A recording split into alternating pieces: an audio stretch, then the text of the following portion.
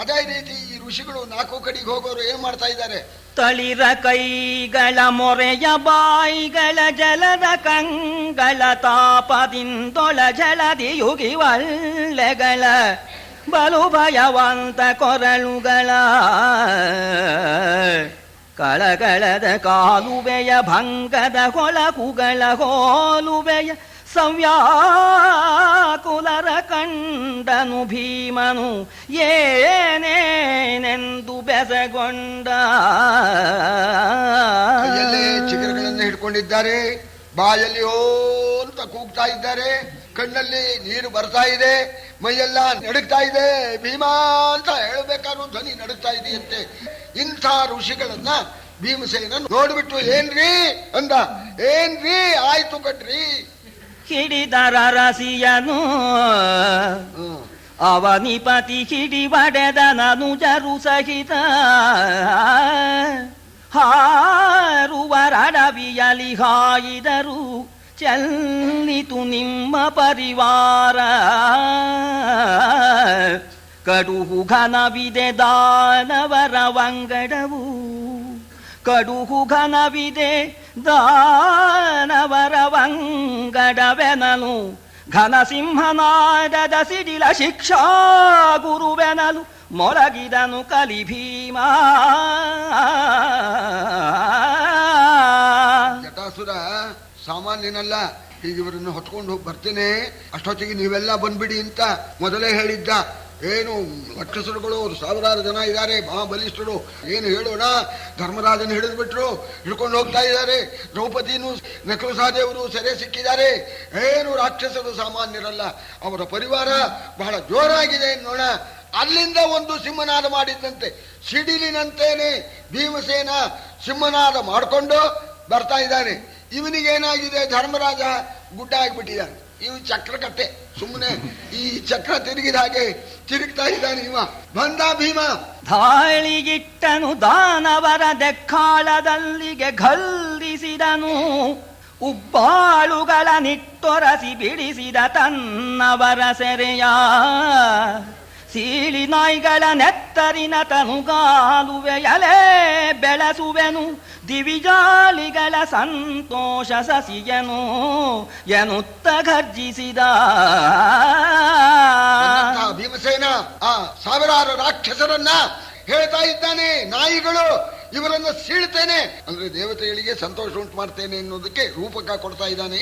ಈ ನಾಯಿಗಳನ್ನ ಸೀಳಿ ಈ ರಕ್ತವೆಂಬತಕ್ಕ ನೀರು, ಅದರಿಂದ ದೇವತೆಗಳ ಸಂತೋಷವೆಂಬತಕ್ಕಂಥ ಆ ಸಸ್ಯ, ಅದನ್ನು ಬೆಳೆಸ್ತೇನೆ ಅಂತ ಹೇಳಿ ಎಲ್ಲರನ್ನು ಧ್ವಂಸ ಮಾಡಿ ಮೊದಲು ಹೊತ್ಕೊಂಡಿದ್ದಲ್ಲ ಜಟಾಸುರ ಆ ಬಿಡುಗಡೆ ಮಾಡಿಸಿದ. ಬಿಡುಗಡೆ ಮಾಡಿಸೋದೇನು ಕೊಟ್ಟ ಒಂದೇ ಇಟ್ಟ, ಅವಾಗ ಅವ್ರನ್ನ ಕೆಳಗಿಳಿಸ್ಬಿಟ್ಟ. ಸರಿ, ಅವ್ರಿಗೆ ಬಿಡುಗಡೆ ಆಯ್ತು. ಆಮೇಲೆ ಜಟಾಸುರನಿಗೂ ಭೀಮಸೇನಿಗೂ ಕಾಳಗ ಪ್ರಾರಂಭವಾಯಿತು.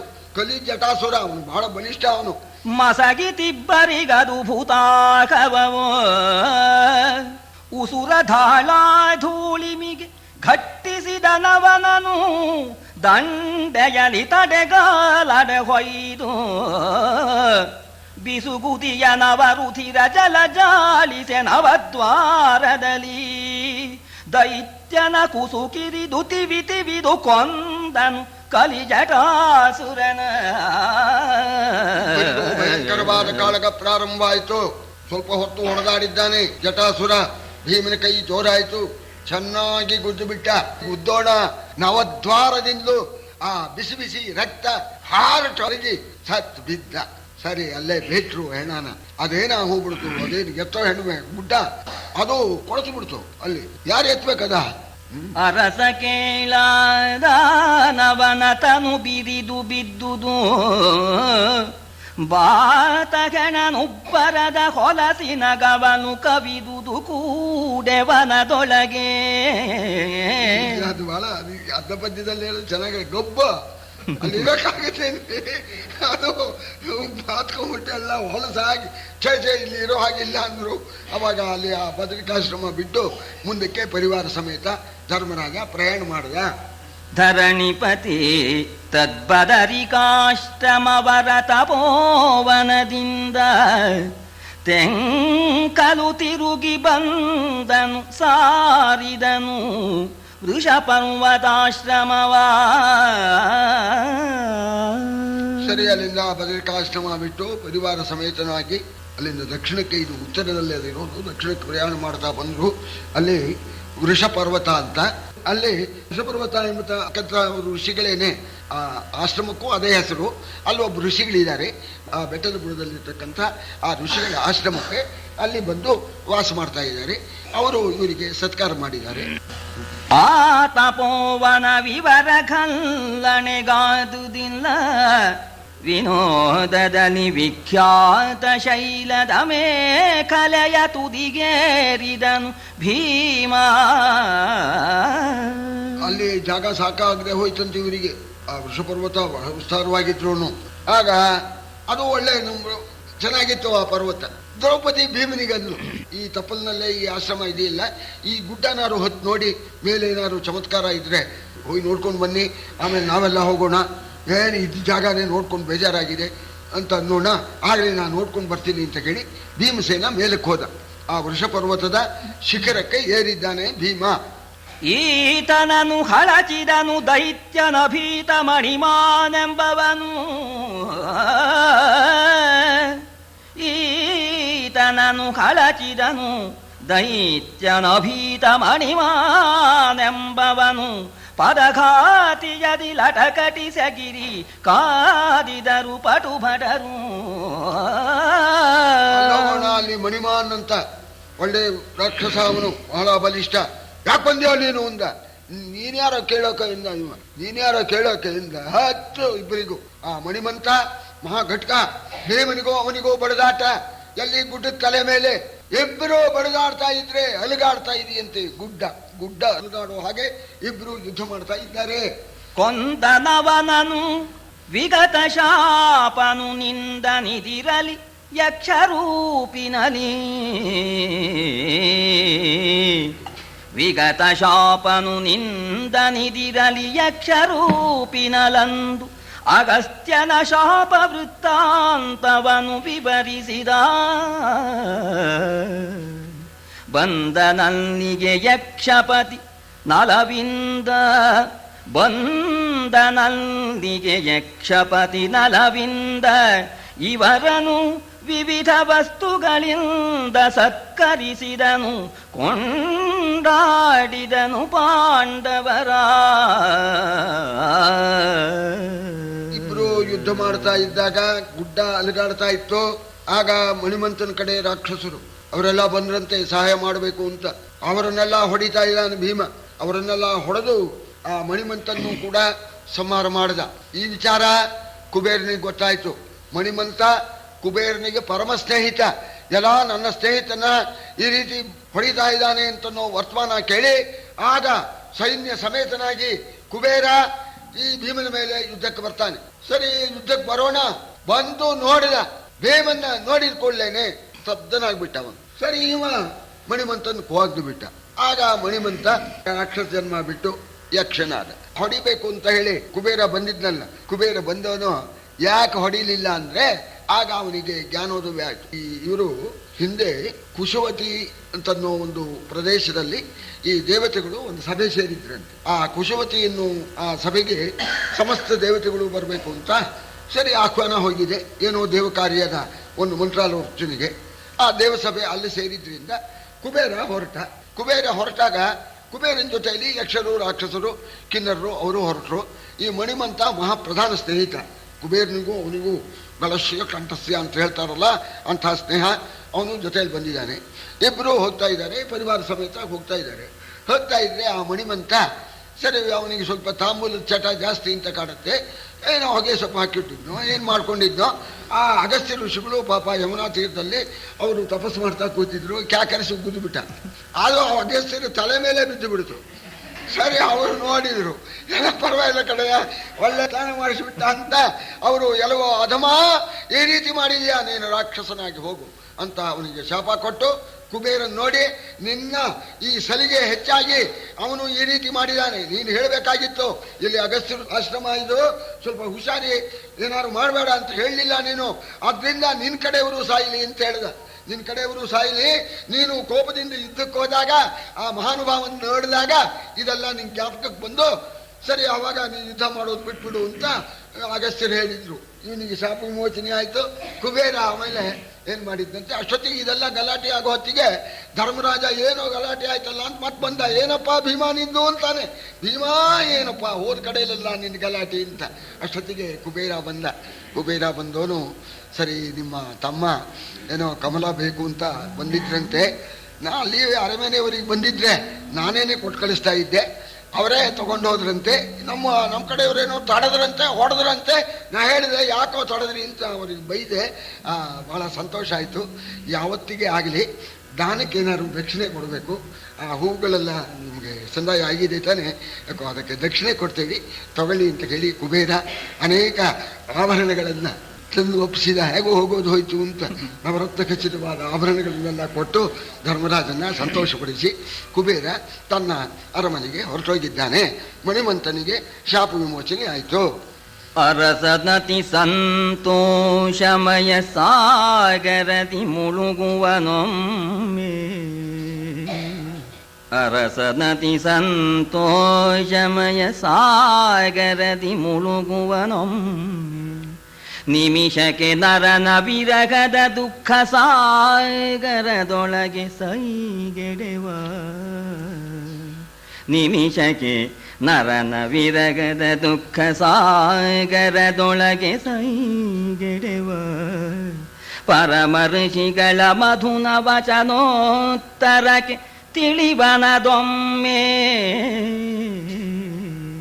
ಪರಮ ಋಷಿಗಳ ಮಧುರ ವಚನೋತ್ತರಕ್ಕೆ ತಿಳಿವನದೊಮ್ಮೆ, ಪುನರಪಿ ಮರುಳಗನು ಫಲುಗುಣನ ನೆನೆದು, ಪುನರಪಿ ಮರುಳಗನು ಫಲುಗುಣನ ನೆನೆದು ಅರಸ ಕೇಳೆಂದ. ಸರಿ ಕುಬೇರ ಬಂದು ಈ ರೀತಿ ಹೇಳಿ ಹೋಗೋಣ. ಸಂತೋಷವಾಯಿತು. ಅಂತೂ ಕುಬೇರನು ನಮಗೆ ಮಿತ್ರನೇ ಆದ ಅಂತ ಒಂದ್ ಕಡೆ ಸಂತೋಷ ಆಯಿತು. ಸಂತೋಷ ಸಮುದ್ರದಲ್ಲಿ ಮುಳುಗಿದ. ಮತ್ತೆ ಅದರ ಜೊತೆಗೇನೆ ಅರ್ಜುನ ಬರಲಿಲ್ಲ. ಯಾವಾಗ ಬರ್ತಾನೋ ಏನೋ ಅಂತ ಆ ಪ್ರಿಯ ತಮ್ಮನ್ನ ನೆನೆಸ್ಕೊಂಡು ದುಃಖ ಸಾಗರದಲ್ಲಿ ಮತ್ತೆ ಮುಳುಗಿ ಬಿಡ್ತಾನೆ. ಈ ಕಡೆ ಸಂತೋಷ ಸಮುದ್ರ, ಈ ಕಡೆ ದುಃಖ ಸಮುದ್ರ. ಆಗ ಋಷಿಗಳಿದ್ದವರು ಅಲ್ಲಿ ಹೇಳಿದ್ರು, ಯಾಕಪ್ಪ ಧರ್ಮರಾಜ ಹೀಗೆ ಯೋಚನೆ ಮಾಡ್ತೀಯ? ಲೋಮಶರು ಬಂದು ಹೇಳಿಲ್ವೇ ಸುಖವಾಗಿದ್ದಾನೆ ಅಂತ? ಬರ್ತಾನೆ, ಇರಲಿ ಸ್ವರ್ಗದಲ್ಲಿ, ಅಲ್ಲೇನು ತಾಪತ್ರಯಗಳಿದೆಯೋ, ಅವನಿಗೆ ದೇವತೆಗಳಿಗೆ ಏನಾದ್ರು ಇವನಿಂದ ಸಹಾಯ ಆಗೋದಾದ್ರೆ ಹಾಗೆ ಮಾಡಿಕೊಟ್ಟು ಬರಲಿ, ನೀ ಯಾಕೆ ಯೋಚನೆ ಮಾಡ್ತಾ ಇದೀಯಾ? ನಿಮ್ಮ ತಮ್ಮ ಎಲ್ಲ ಹೋದ್ರೆ ತಾನೇ ಏನು ಅಂತ ಅಂದಾಗ, ಹಾಗಾದ್ರೆ ಪರವಾಗಿಲ್ಲ ಅಂತ ಸಂತೋಷದಿಂದ ಆ ಋಷಿಗಳು ಆ ಕಡೆ ಹೋದ ಕೂಡಲೇನೆ ಮತ್ತೆ ಅರ್ಜುನ ಬರ್ಲಿಲ್ವಲ್ಲ ಅಂತ ಮತ್ತೆ ದುಃಖ. ಈ ರೀತಿಯಾಗಿ ಸರಿ ಧರ್ಮರಾಜನಿಗೆ ಇಲ್ಲಿ ಒಂದ್ ಕಡೆ ಸಂತೋಷ, ಒಂದ್ ಕಡೆ ದುಃಖ ಆಗ್ತಾ ಇದ್ರೆ ಆಗ ಶುಭ ಶಕನ ಆಯಿತು. ವಾಮನಯನ ಸ್ಫುರಣ ಪರಿಗತ ವಾಮ ಬಾಹು ಸ್ಪಂದವಾದುದು ಭಾಮಿನಿಗೆ, ವಾಮನಯನ ಸ್ಫುರಣ ಪರಿಗತ ವಾಮ ಬಾಹು ಸ್ಪಂದವಾದುದು ಭಾಮಿನಿಗೆ, ಭೂಪತಿಗೆ ಚಲಿಸಿತು ದಕ್ಷಿಣಾಂಗದಲ್ಲಿ, ವೈಮನಸ್ಯಂ ವ್ಯಸನ ನಿರಸನಕ್ಕೆ ಈ ಮಹಾಶಕುನಂಗಳಿವೆ, ವೈಮನಸ್ಯಂ ವ್ಯಸನ ನಿರಸನಕ್ಕೆ ಈ ಮಹಾಶಕುನಂಗಳಿವೆ ಎಂದು ಆ ಮಹೀಪತಿ ನೆನೆಬುತ್ತಿದ್ದನು ಫಲುಗುಣನ ಬರವಾ. ಧರ್ಮರಾಜಾದಿಗಳಿಗೆ ಬಲಗಣ್ಣು ಅದರ್ತಾ ಇದೆ, ಬಲತೋಳು ಬಲಗಣ್ಣು ಅದರ್ತಾ ಇದೆ. ದ್ರೌಪದಿಗೆ ವಾಮನಯನ ಸ್ಫುರಣ, ಎಡಗಣ್ಣು ಅದರೋದು, ಎಡತೋಳು ಅದರೋದು, ಎಡತೊಡೆ ಅದರೋದು. ಆ ಎಡತೊಡೆ ಅದರೋದು ಅನ್ನೋದು ರಾಮಾಯಣದಲ್ಲಿ ಸೀತೆಗೆ ಹಾಗಾಗಿದೆ. ಪ್ರಾಣ ಕಳ್ಕೊಳ್ತೇನೆ ಅಂತ ಹೋಗ್ತಾಳೆ. ಇನ್ನೂ 10 ತಿಂಗಳಾಯಿತು, ರಾಮನ ಸಮಾಚಾರ ಬರಲಿಲ್ಲ, ರಾಕ್ಷಸಿ ಕಾಟ ಹೆಚ್ಚಾಯಿತು, ಪ್ರಾಣ ಕಳ್ಕೊಳ್ತೇನೆ ಅಂತ ಹೋಗ್ತಾಳೆ. ಆಗ ಶುಭ ಶಕನ ಆಗತ್ತೆ.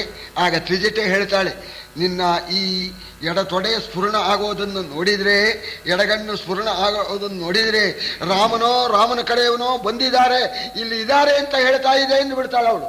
ಹನುಮಂತ ಕೇಳ್ತಾನೆ, ಹೌದಮ್ಮ ಇಲ್ಲಿದ್ದೀನಿ, ಇನ್ನೂ ಸಮಯ ಸಿಕ್ಕಿಲ್ಲ ಅಂತಾನೆ ಹನುಮ. ಆ ರೀತಿ ಅವಳು ಹೇಳ್ತಾಳೆ. ಹಾಗೆ ಈ ವೈಮನಸ್ಯ ಅಂದ್ರೆ ಮನಸ್ಸಿನ ಬೇಜಾರು ಪರಿಹಾರಕ್ಕೆ ಶುಭ ಶಕುನ ಆಗ್ತಾ ಇದೆ. ಈಗಾರು ಬರಬಾರ್ದೆ ಅರ್ಜುನ, ಈ ಶಕುನ ಅರ್ಜುನ ಬರುತ್ತೆ ಅಂತ ಹೇಳ್ತಾ ಇದೆ, ಈಗಲೂ ಆದ್ರೂ ಬರಬಾರದೆ ಅಂತ ನೆನೆಸೋ ಹೊತ್ತಿಗೆ ಏನ್ ಹೇಳೋ ಜನಮೇಜಯ. ಅರಸ ಕೇಳೈ ಹಿಮದ ಹೊಯ್ಲಿನ ಸರಸಿ ಜಗೆ ರವಿಯಂತೆ ಶಿಶಿರದ ಸರಿದೆಲೆಯ ವನದಲ್ಲಿ ವಸಂತನ ಬರವಿನಂದದಲ್ಲಿ ಸುರವಿಮಾನ ಶ್ರೇಣಿಗಳ ನವ ಪರಿಮಳದ ಪೂರದಲ್ಲಿ ಸುರವಿಮಾನ ಶ್ರೇಣಿಗಳ ನವ ಪರಿಮಳದ ಪೂರದಲ್ಲಿ ಭಾರತ ವರುಷಗಿಳಿದನು ಪಾರ್ಥ, ಭಾರತ ವರುಷಗಿಳಿದನು ಪಾರ್ಥ ಬಂದನು ಧರ್ಮಜನ ಹೊರೆಗೆ. ಜನಮೇಜಯ ಮಹಾರಾಜ ಹಿಮದ ಹೊಯ್ಲಿನಿಂದ ಬಾಡಿರ್ತಕ್ಕಂಥ ಆ ಕಮಲದ ವನಕ್ಕೆ ಸೂರ್ಯ ಬಂದಂತೆ. ಶಿಶಿರ ಋತುವಿನಲ್ಲಿ ಮಾಘ ಫಾಲ್ಗುಣ ಶಿಶಿರ ಋತು. ಆ ಋತು ಧರ್ಮ ಏನು ಅಂದ್ರೆ ಹಳೆಯದೆಲ್ಲ ಎಲೆಗಳೆಲ್ಲ ಒಣಗಿ ಎಲ್ಲ ಉದಿರಿ ಹೋಗಿರುತ್ತೆ, ಮರಗಳು ಬೋಳಾಗಿರುತ್ತೆ. ಆ ಶಿಶಿರ ಋತುವಿನಲ್ಲಿ ಬಂದ ಋತುಗಳ ರಾಜ ವಸಂತ ಅಂತ. ಆ ವಸಂತ ಯಾವಾಗ ಬಂದ್ಬಿಡ್ತಾನೋ ಆಗೆಲ್ಲ ಚಿಗುರು ಹೂವು ಮೊಗ್ಗು ಒಡೆದು ಬಿಡುತ್ತೆ. ಹಾಗೆ ಆ ಶಿಶಿರ ಋತುವಿನಲ್ಲಿ ಒಣಗಿರ್ತಕ್ಕಂತಹ ಅರಣ್ಯಕ್ಕೆ ವಸಂತ ಬಂದಂತೇನೆ.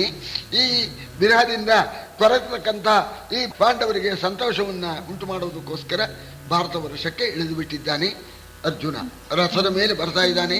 ಆ ರಥದ ಸುತ್ತಲೂ ಅರ್ಜುನನ ಹಾಗೆ ಕಳಿಸ್ತಾರೇನೋ, ಅವನಿಗೆ ತಕ್ಕ ಸನ್ಮಾನದಿಂದ ಕಳಿಸ್ಬೇಕಲ್ಲ.